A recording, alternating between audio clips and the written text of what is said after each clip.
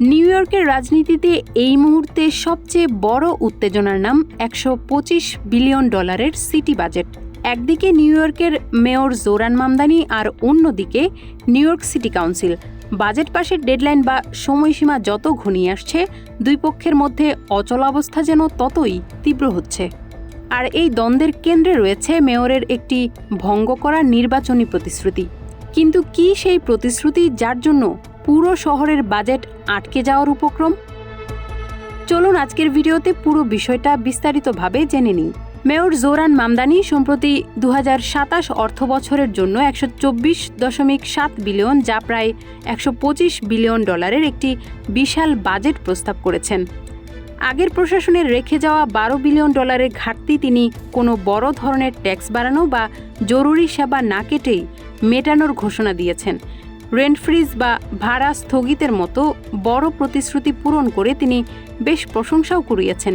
কিন্তু সিটি কাউন্সিলের কাছে এই বাজেট এখন পর্যন্ত পুরোপুরি গ্রহণযোগ্য হয়নি, কারণ আবাসন বা হাউজিং নিয়ে মামদানির একটি বড় ইউটার্ন বা ভোল বদল। নির্বাচনী প্রচারণার সময় মামদানি জোরালো প্রতিশ্রুতি দিয়েছিলেন যে তিনি সিটি ফেপস নামের হাউজিং ভাউচার কর্মসূচির ব্যাপক সম্প্রসারণ করবেন। এই কর্মসূচির মাধ্যমে নিম্ন আয়ের মানুষ তাদের আয়ের 30% দিয়ে বাড়ি ভাড়া মেটান এবং বাকিটা শহর কর্তৃপক্ষ বহন করে। কিন্তু ক্ষমতায় আসার পর তিনি এই কর্মসূচির সম্প্রসারণ আটকে দিয়েছেন।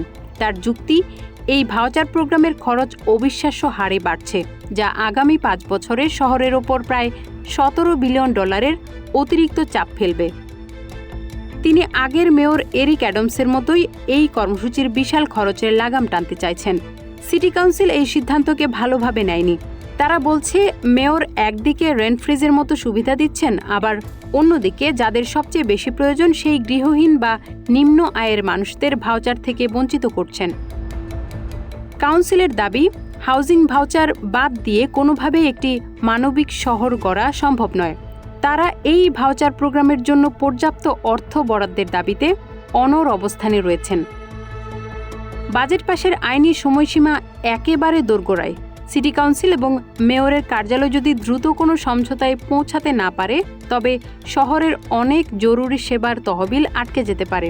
এখন দেখার বিষয়, মেয়র মামদানি কি তার সিদ্ধান্তে অটল থাকবেন, নাকি সিটি কাউন্সিলের চাপে পড়ে তাকে শেষ পর্যন্ত হাউজিং ভাউচার প্রোগ্রামে নতুন করে অর্থ বরাদ্দ করতে হবে।